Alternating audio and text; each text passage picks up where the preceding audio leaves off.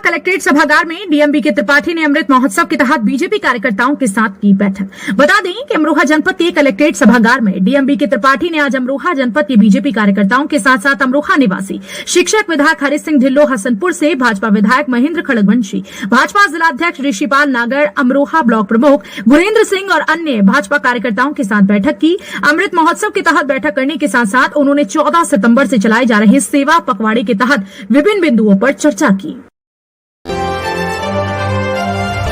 हसनपुर क्षेत्र के गांव में कीचड़ में फिसलकर महिला हुई घायल, चोटिल अवस्था में जिला अस्पताल में भर्ती। बता दें, अमरोहा जनपद के हसनपुर कोतवाली क्षेत्र के अंतर्गत आने वाले एक गांव का ये पूरा मामला है, जहां की रहने वाली एक महिला आज बरसात की वजह से कीचड़ में फिसलकर घायल हो गई, जिसको इलाज के लिए अमरोहा के जिला अस्पताल में 108 एम्बुलेंस से भर्ती कराया गया, जहां पर चोटिल महिला का इलाज चल रहा है। इस मामले में डॉक्टरों ने बताया कि महिला की हालत में पहले से सुधार है और उसे कल तक उसके घर भेज दिया जाएगा। अमरोहा कलेक्ट्रेट में डीएम के त्रिपाठी ने विधायक हरि सिंह ढिल्लो और विधायक महेंद्र खड़गवंशी के साथ दिव्यांगों को ट्राईसाइकिलों का वितरण किया। बता दें कि अमरोहा जनपद के कलेक्ट्रेट में आज डीएम के त्रिपाठी ने अन्य प्रशासनिक अधिकारियों और शिक्षक विधायक हरि सिंह ढिल्लो व हसनपुर विधायक महेंद्र खड़गवंशी के साथ आज सेवा कार्य के उद्देश्य से दिव्यांगों को ट्राईसाइकिलों का वितरण किया। इसके अलावा उन्होंने दिव्यांगों के लिए चलाई जा रही योजनाओं की जानकारी भी दी। उन्होंने कहा कि केंद्र की ओर प्रदेश की सरकार दिव्यांगों के लिए अनेकों योजनाएं चला रही है, जिसके तहत दिव्यांगों को स्वावलंबी बनाने की योजना भी संचालित है। बताइए, जो आज यहाँ पर कार्यक्रम होता है, जो देश के यशस्वी प्रधानमंत्री आदरणीय नरेंद्र मोदी जी का जो जन्म दिवस 17 तारीख को हुआ था, उस 17 तारीख से 2 अक्टूबर तक सेवा पखवाड़ा भारतीय जनता पार्टी पूरे देश में मना रही है। उसी सेवा पखवाड़े के अंतर्गत आज जो हमारे दिव्यांग भाई बहन थे, उनको ट्राईसाइकिल देने का काम हुआ। भारतीय जनता पार्टी काम कर रही है लगातार, और सेवा पखवाड़े के अंदर चाहे वो ब्लड डोनेशन हो, चाहे स्वच्छता का अभियान हो, चाहे दूसरी सहायता की बात हो, चाहे मन की बात हो, सारे कार्यक्रम भारतीय जनता पार्टी के द्वारा किए जा रहे हैं। दूसरा, दिव्यांगों के लिए भारतीय जनता पार्टी ने बहुत काम किया। पहले 7 टाइप के दिव्यांग हुआ करते थे, अब 21 टाइप के दिव्यांग करने का काम किया, उनको बढ़ाने का काम किया उस क्षेत्र को।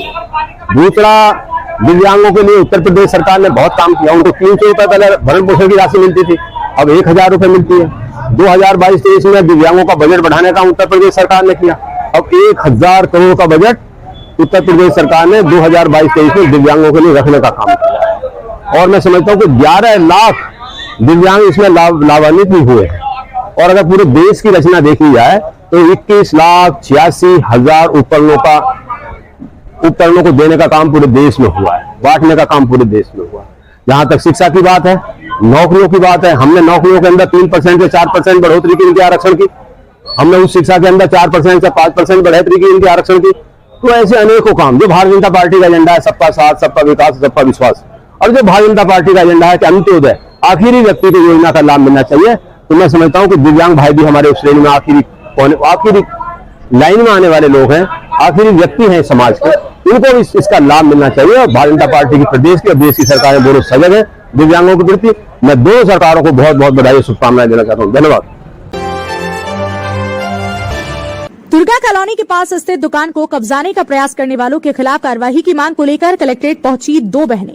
बता दें कि अमरोहा नगर कोतवाली क्षेत्र के अंतर्गत आने वाले रेलवे ओवरब्रिज के नीचे स्थित दुर्गा कॉलोनी के पास मोबाइल की दुकान चलाने वाले व्यक्ति की मौत के बाद उसकी 2 बेटियां और उसका परिवार अकेला रह गया, जिसके बाद इलाके के दबंग लोग उसकी दुकान पर कब्जा करने की कोशिश कर रहे हैं। वहां उसके बच्चों को धमकाते हैं, या तो दुकान भेज दो या फिर दुकान किराए पर दो, या हमें कब्जे में दो, नहीं तो हम तुम्हारे साथ काफी बुरा कर सकते हैं। इस पूरे मामले में डरी सहमी बहनें अपने रिश्तेदार के साथ आज कलेक्ट्रेट पहुंची। उन्होंने बताया कि उनको धमकी देने वाले लोगों के खिलाफ कार्रवाई हो और उनकी दुकान और उनके परिवार की रक्षा की जाए, यही उनकी मांग है।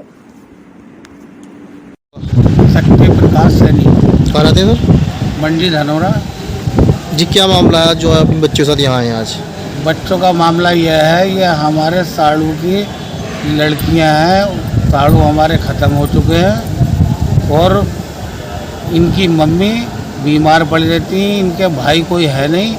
इनके जो संपत्ति को मोहल्ले के लोगों जो है सैनी बिरादरी से हैं, वो इन दमंगपन गुंडे फ्रॉड लोग हैं वो इनकी संपत्ति को हड़पना चाहते हैं और ये कहते हैं या तो हमें किराए पे दो इस दुकान को, या फिर जो है ना या हमें आप जो है इसको कब्जे में तो इस दुकान को खाली करके छोड़ो, और ना या फिर जो है ना या इसे बेच दो तुम आप हमें, और ना बेचोगी तो हम तुम्हारे बाप नहीं है, तुम्हारा इस समय माँ बीमार पड़ रही थी, तुम्हारा भाई नहीं है, हम तुम्हारा जो है ना फिर उठा के ले जाएंगे, तुम्हारे साथ दुष्कर्म करेंगे और तुम्हें जो है ना जिंदा भी नहीं छोड़ देंगे, कहीं ज़मीन के नीचे पैक कर देंगे।